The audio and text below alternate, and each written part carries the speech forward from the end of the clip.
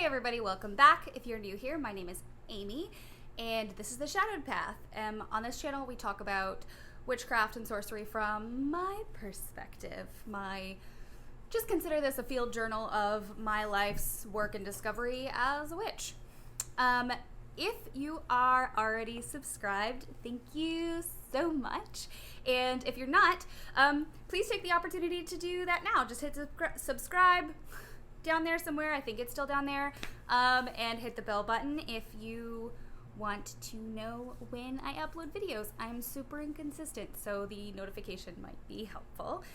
Okay, intro out of the way.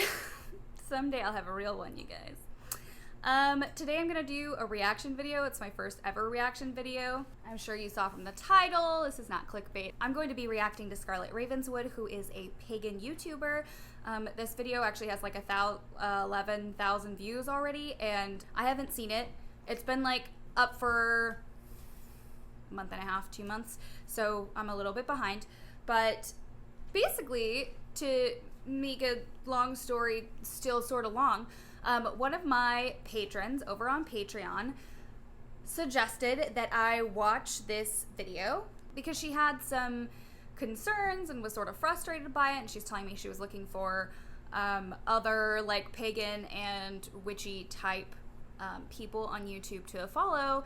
And I'm all about supporting other YouTubers, and I'm all about supporting like other people in the pagan community, and so I was stoked about it. But then she told me that she was like just really unsure about this video that she watched. So I decided that this would be the perfect time for me to watch it myself. So to be clear, I have not seen this video before. All I know about it is what my patron told me, and the title is 5 Things Witches Aren't Being Honest With You About. So I guess let's just get into it. And oh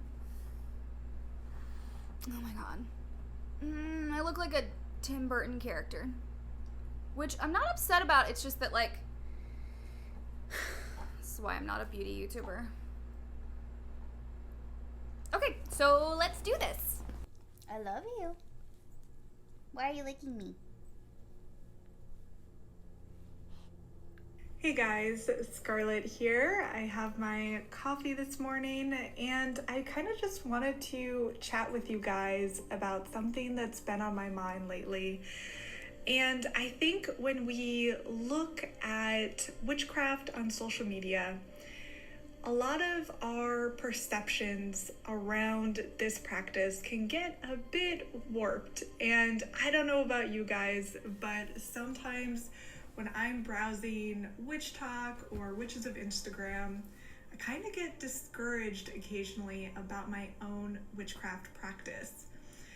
And there were 5 things in particular that I noticed that just didn't really fit my own perspectives and my own personal experiences with witchcraft.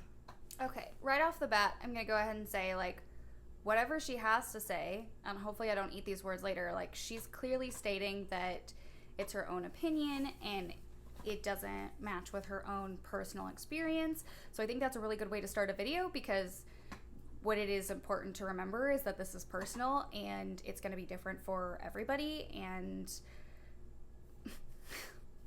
like, that's just it.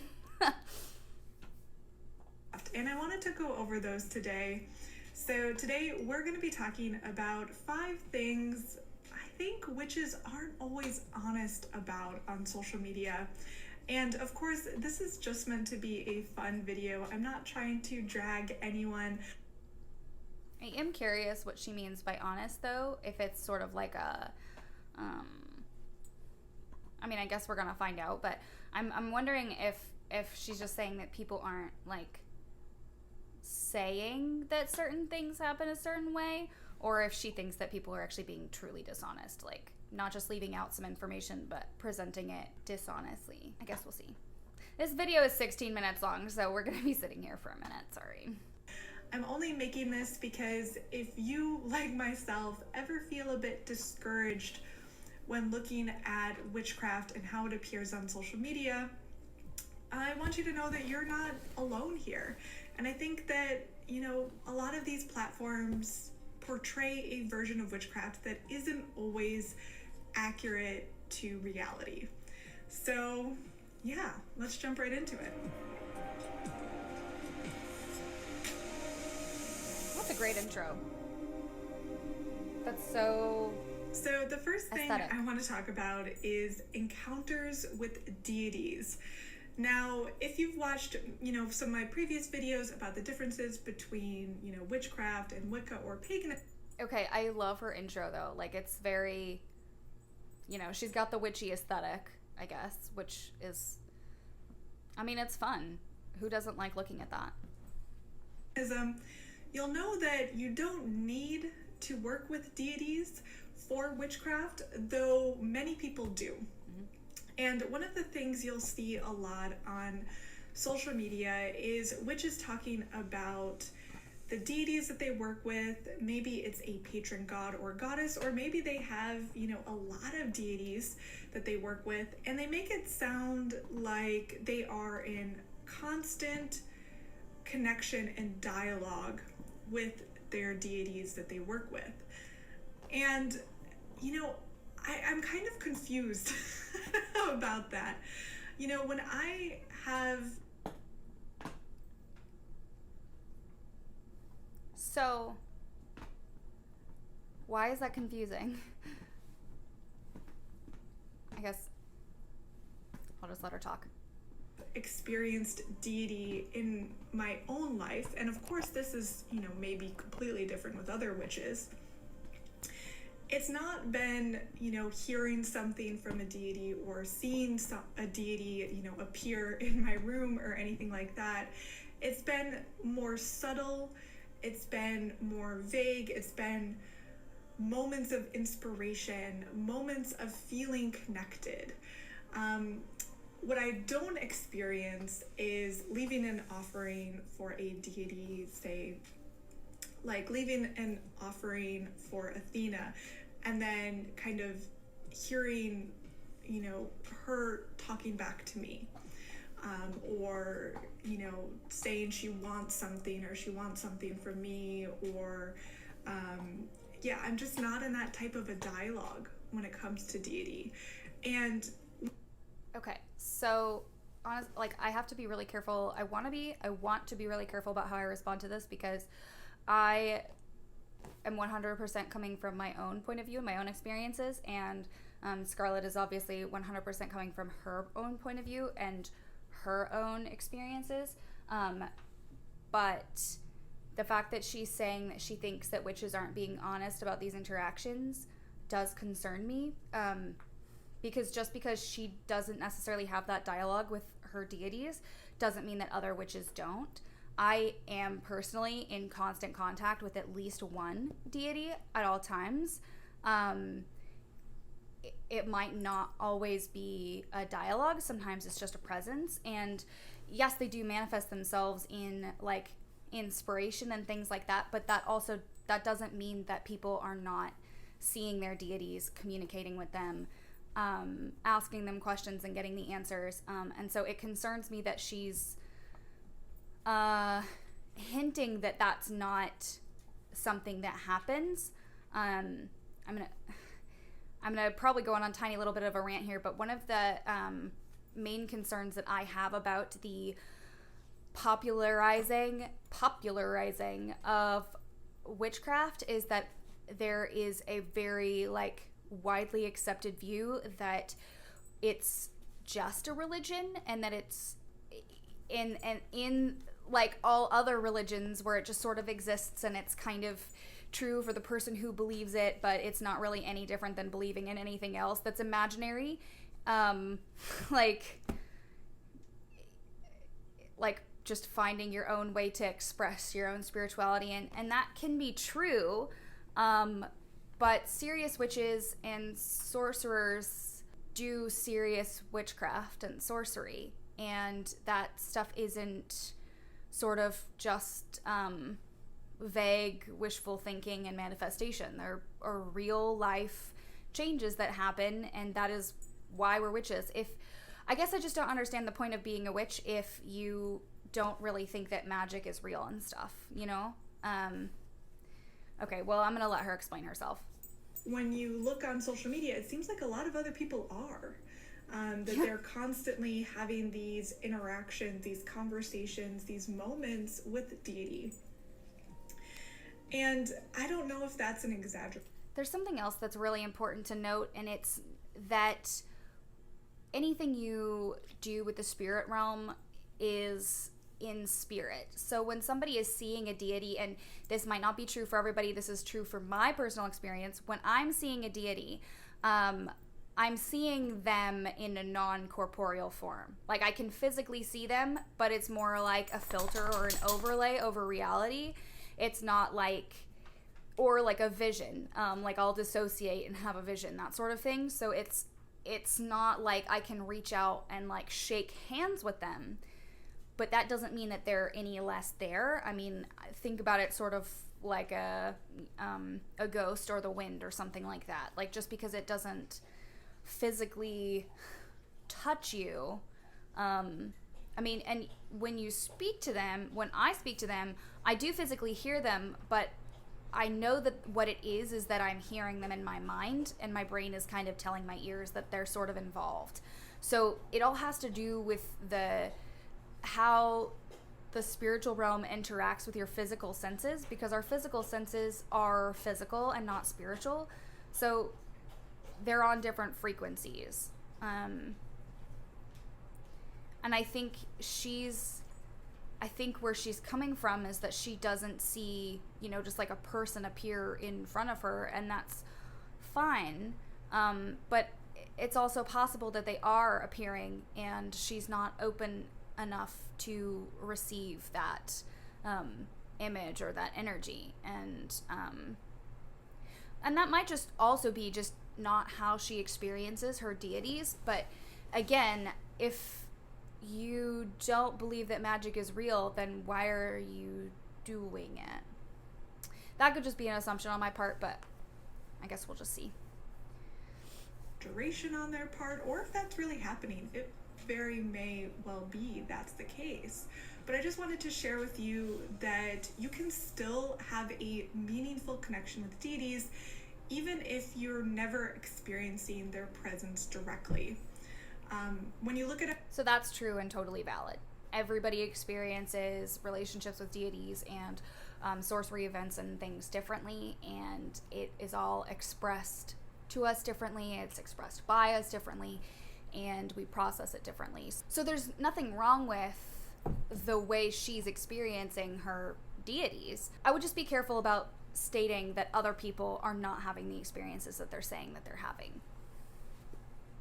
In a historical context for paganism, deities very rarely appeared or gave messages to individuals. If you look at the Greek pantheon, for example, you pretty much needed to be a hero before any deity took any interest in you. So it was very rare, I think, historically, to have... Okay, but think about, you know, heroes aside, right? There are also witches and oracles and mystics in myth and legend, and those people did have interactions with the gods, and like, no, the gods didn't seek out like every human and give a crap about them, but also how many serious witches are there in the population in the world today? Like, would that not be somewhat akin to the population of heroes of myth and legend? Like, every single person you meet is not telling you that they're having witchy experiences and speaking to deities and stuff. But that doesn't mean that the people who are lying. Kind of these dialogues with a deity. So it's totally normal. I think what she's trying to get at is that humans are not that big of a deal. So why would gods suddenly change their behavior? But I don't think that they have. I don't think that they've changed their behavior. I think, first of all, they're many pantheons and cultures that the gods are associated with. They manifest in all sorts of different ways to different people. Also, like, this idea that witches are not different or special, like, even if the only thing that makes you different or special is the fact that you recognize your power and that you were working with it, that is still a difference between you and most of the population. And most people are not aware and actively working in their own power, even if they can. Most are not doing that. So I don't see a difference between witches today and the heroes of old. And I think if you take a step back and look at the few people who are saying that they're interacting with deities, and maybe they're not all being honest, but I know for sure that I have interacted with my deities. People in my coven have had interactions with their deities. Just because she's not doesn't mean that other people aren't. And fine if you, like myself, kind of experience deity just in moments of feeling connection, in moments of inspiration that aren't as concrete as some of the other ways people are portraying their experience. Again, I think the mistake here is assuming that these connections are concrete. They're not. It's like having a moment where the veil is thin and the physical world intersects with the spiritual world. It isn't concrete because they're not physical. They don't take physical form unless they possess someone, are invited to do so or whatever. But that is also something that happens. So this idea that there's two extremes, there's either a feeling that is not really, real, or there's something that's physical and concrete. Like, that's a very weird dualistic view that isn't accurate for how the spirit world actually works, in my experience.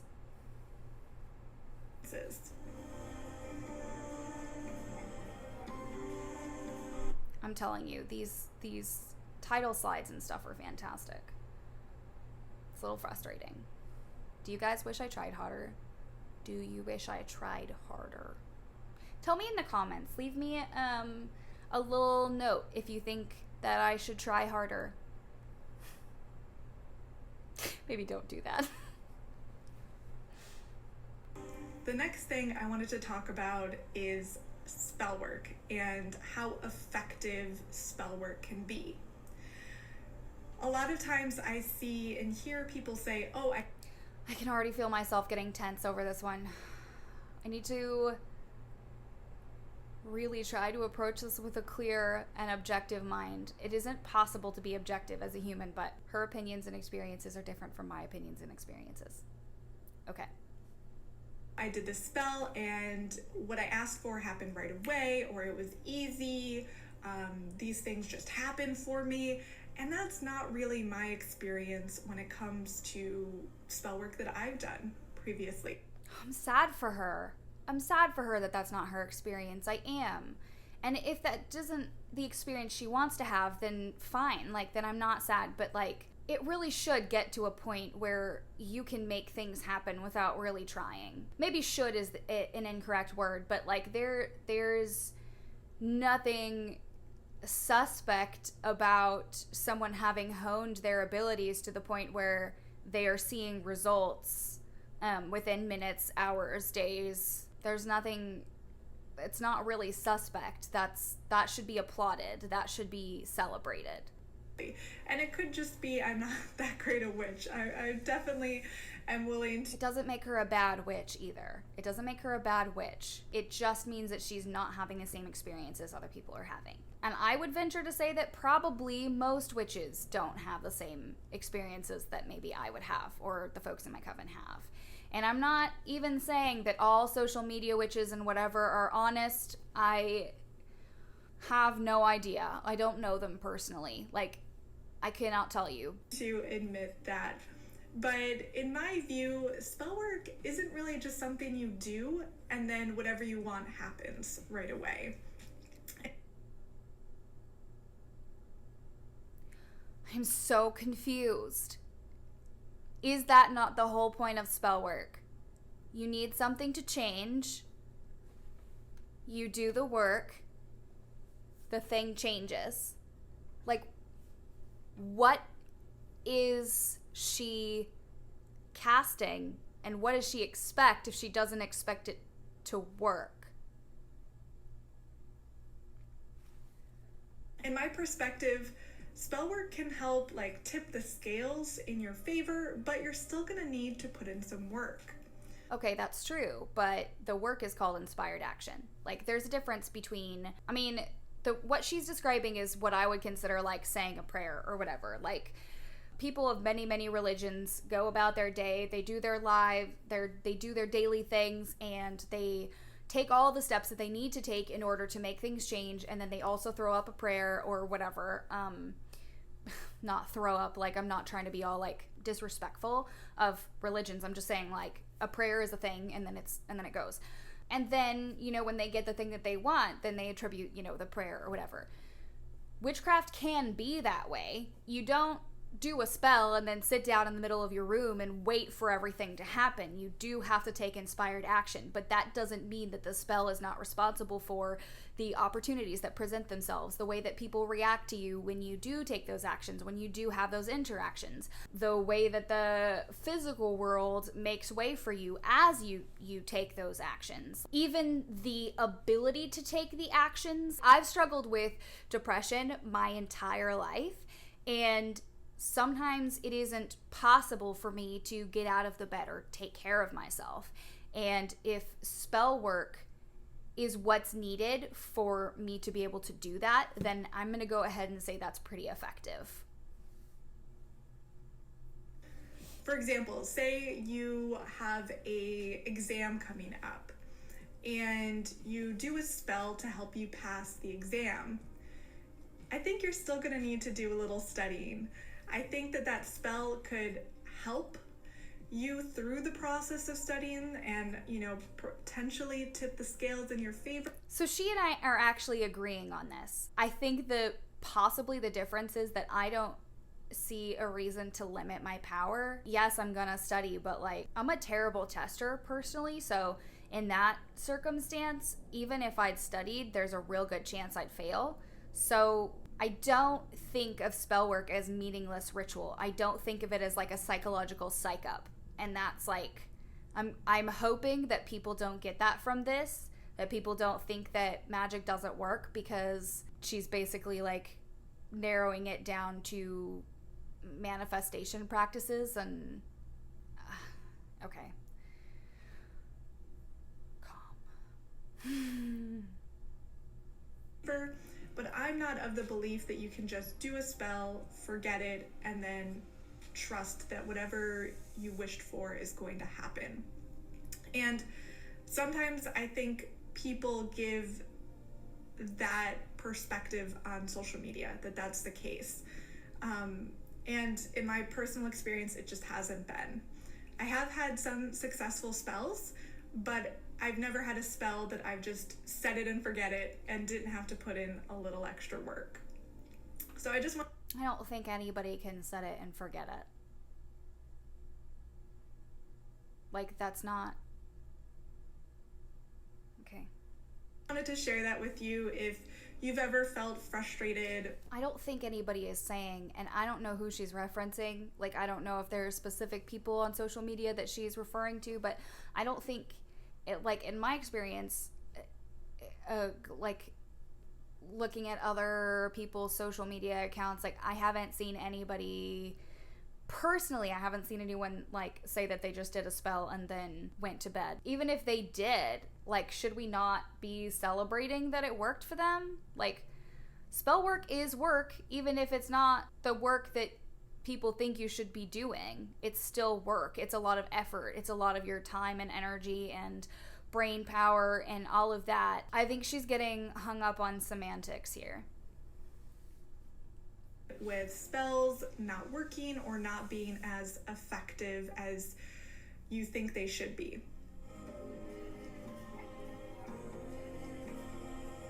The next thing I want to talk about is how social media portrays the idea that you need to own a lot of witchy stuff. Now, this is something I've definitely discussed in several other of my videos where I've talked about being more of a minimalist witch. I've actually talked about this too. I have a whole video about doing witch without tools if you're interested.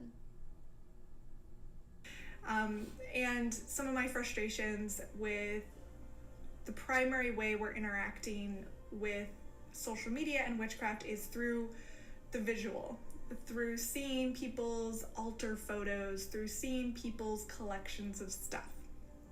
And I think that would be really intimidating for me if I was just starting out. She's totally right. I completely agree with her on this. It is really intimidating. It can be really frustrating. I don't know how many... I don't know how... Ow!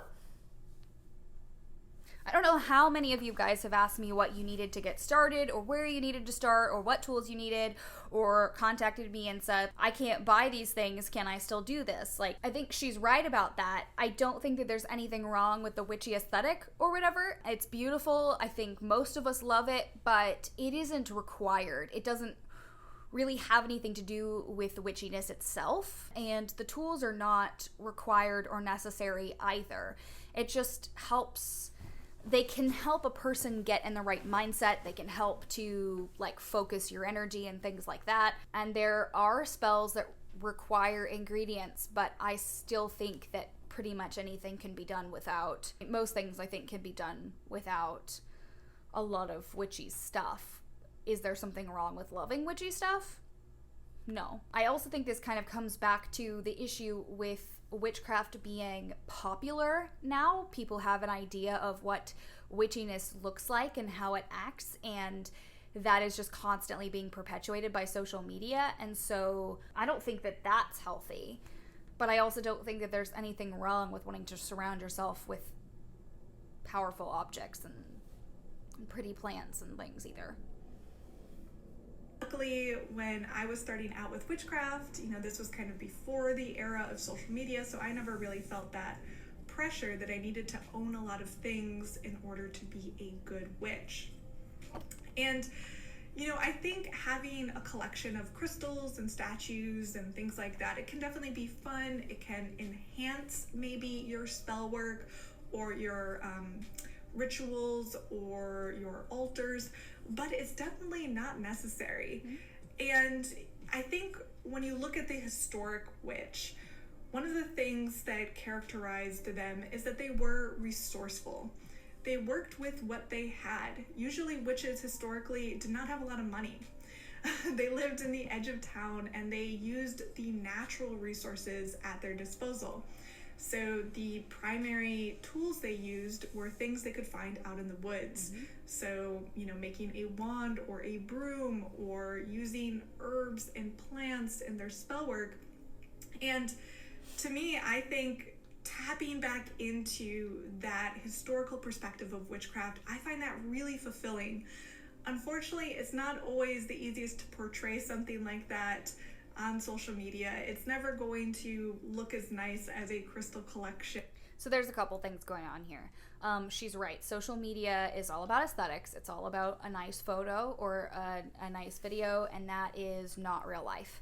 I think everybody knows that videos and photos are not real life. They are edited and posed and all of that so that a piece of art can be produced. It is not an accurate depiction of real life. Not everybody has access to nature. I'm not saying people can't be resourceful. They can. When I started practicing witchcraft, it was before social media as well. I didn't even have access to a lot of books or things that I needed. I did a lot of hunter-gathering. I did a lot of finding the things that I needed and making do. That didn't make my spell work any less effective. If anything, I think the time and energy and effort you put into collecting the things that you want to use in your rituals adds to the efficacy of it, because you're putting effort in, and what you put in is gonna, what you get out is gonna be reflective of what you put in. But nobody's saying you have to go and buy a lot of things. You can go and look for things, and that's totally fine. Some people live in cities and can't look for things, or don't live in a place where they can find things very easily, and in that case, online shops and local shops can be really helpful. If you can't make your own incense, or if you know, and incense isn't required, but it's an example. If you can't make your own oils, you can't make your own incense, then you can buy them. If you can't buy them and you can't make them, you don't have to have them. There are ways to improvise with what's around you. I mean, she's totally right about that. You know, or a collection of fancy statues. But to me, that's what drew me to witchcraft in the first place. I wanted to get more connected to nature. I wanted to find the beauty and the power in the natural world. So if all you have access to right now for your witchcraft... And there's nothing wrong with that, but it's also important to remember that not all witches are connected to nature. And so, I mean, I suppose most are, in the sense that the earth has energy and it gives to us, but, you know, the earth protects us and all of those things. But not everybody works with plants and things like that. And I don't think that there's anything wrong with how she does it. I think her journey sounds... Oh God.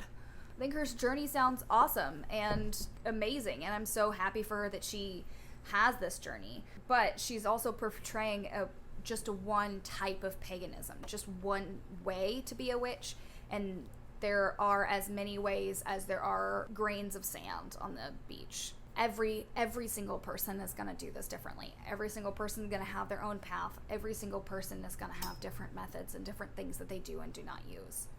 Practice is, you know, a park, a field, a stream. That's more than enough. And that's all the historic witches had. So I love the idea of just being resourceful with what you have access to, and to try and bring in nature as much as possible into your practice. So if you ever feel pressure that you need to have a massive collection of books or crystals or tarot decks or anything like that, you know, don't worry about it too much. You can be a really amazing witch or pagan with just access to the natural world. I also feel like it's important to note, I mean, she hasn't said this exactly. She might say it in other videos, I don't know. But a lot of people don't know the difference between paganism and witchcraft, so I just want to take a second to note the differences. So pagans are people who practice any religion or spirituality that is not one of the three main, like, monotheistic religions. So if you're not Christian, Jewish, or Muslim, then if you believe in anything spiritual or any other gods, then you are pagan. Nowadays, like, neo-paganism, like New World paganism is considered usually like working with the old gods, working with the deities and the spirits that witches of old worked with, or believing in them, that sort of thing. But pagans are not always witches. Witches are people who change the world around them using witchcraft. Most witches are pagan, but they are not mutually exclusive. They don't mean the same thing. I just wanted to state that for the record. Next, I want to talk about paranormal experiences and the frequency of paranormal experiences. So I personally do believe in ghosts. I've had like one paranormal experience in my life, but I feel like on social media, and not just social media, you know, you see this in TV shows like Ghost Hunters and all of that kind of stuff. It gives the perception that paranormal experiences are happening very often, and that you might interact with ghosts or the deceased or spirits or poltergeists on a regular basis. People who have those experiences on a regular basis are usually mediums of some sort, or just very, very open to the spirit world, because it is always happening around us. We just can't always perceive it. And I'm just here to tell you that I think a lot of people exaggerate when it comes to sharing their paranormal experiences. While I do believe in those things to a certain extent, I also think it's rare. I think someone's lucky if they have maybe 2 to 3 paranormal experiences in their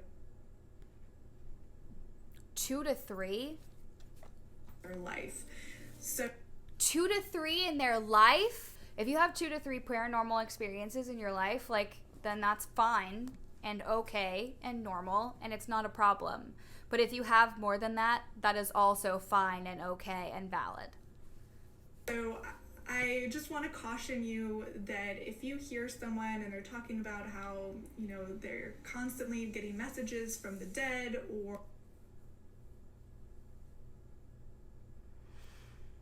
or that they're, seeing ghosts all the time, that's necessarily not accurate.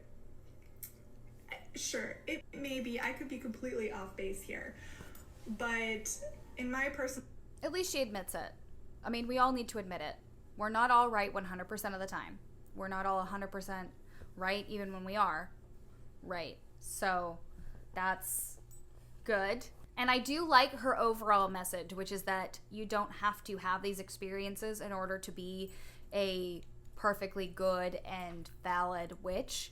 And she's totally right. But that does not mean that the people who are having these experiences are being dishonest about them.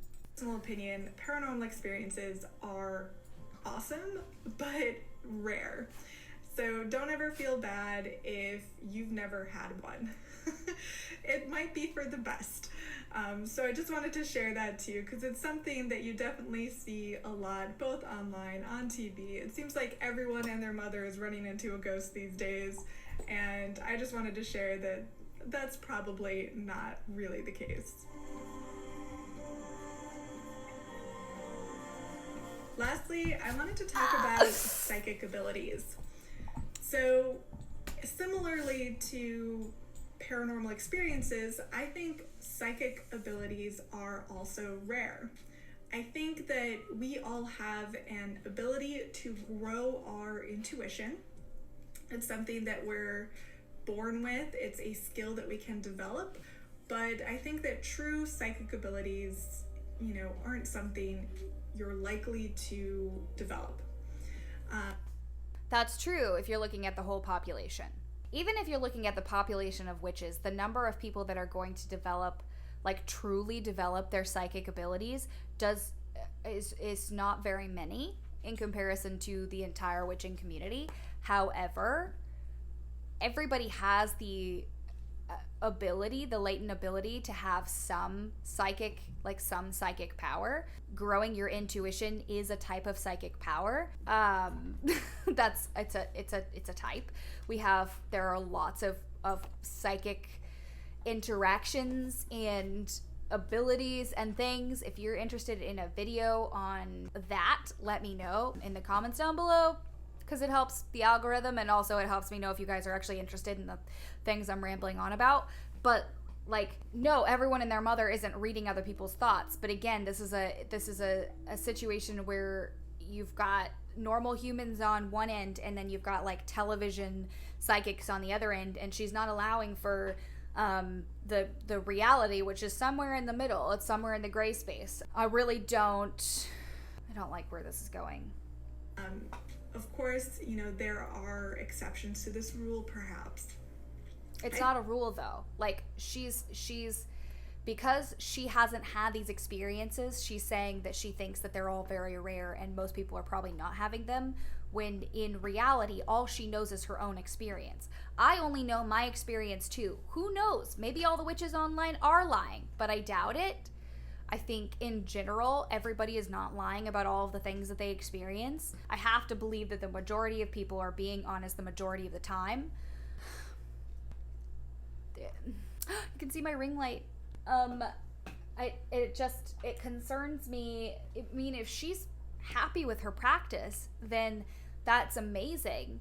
And I do like that she is trying to let new witches know that their experiences are normal and valid, and they are. But I don't think we should ever limit ourselves or expect not to succeed or expect not to have psychic powers because someone else told us that they probably don't exist.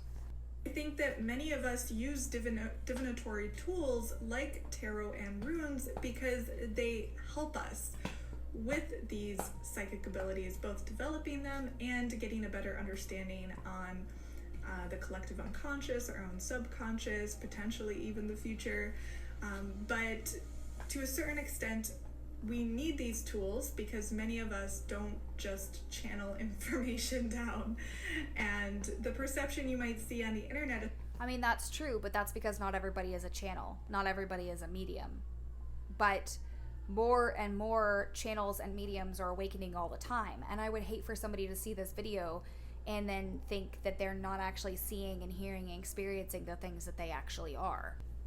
Especially when you look at tarot readers, is that they are just constantly seeing the future, constantly channeling information from deities or from the deceased, and that is a normal thing that happens to people. Sure, it might be true, it might happen, but she contradicts every single one of her points. And like, listen, we all write like titles and things for our videos so that people will click on them, but I really don't think that it's fair to call other witches out as liars and then say, I don't know, maybe I'm wrong. Like, which is it? And if that's not your experience of using a divinatory tool like tarot, don't fret. I'm definitely not like that. That's why I really focus my tarot practice around symbolism. And that's fine. It's okay that she's not like that. Again, like, her practice is totally valid. There's nothing wrong with the type of witch that she is. That doesn't mean that other people aren't going to have different experiences. And I know that she said that, like, but the whole point of this video is telling people that witches are being, by and large, dishonest. And I don't think that that's fair. And really understanding what the cards are visually portraying, because I don't have amazing psychic abilities, if I'm honest. Yes, I think my intuition has improved over the years of practice, but I'm never going to be able to fully predict someone's future. And she's made that decision for herself. And that means that she won't, because she's given herself that limitation. Made peace with that. I think that's okay. You know, it's something that is rare for someone to be able to do that. And I just wanted to let you know that that's fine if you're not there either. I think a lot of witches, you know, tend to exaggerate on their divinatory abilities, and divination should be fun, and it doesn't necessarily have to be something that is intimidating or scary. I think you should just have fun with it, practice with it, work on building your intuition, but don't be stressed out if you aren't all of a sudden channeling all of this information from the beyond. That's totally okay too. I mean, I think overall her message is good. She's right. You don't have to do any of those things. You don't have to have any of those experiences. And it is a good idea to have fun with it and not to stress too much. So I hope you enjoyed this video. I hope I didn't step on too many toes. That definitely was not my intention. I just wanted to share with you some things that have come to my mind lately as I've been browsing the internet, in hopes that witchcraft is something that's fun. I want you to find it fun and enjoyable, and sometimes it can appear kind of intimidating online. So I hope you enjoyed this video.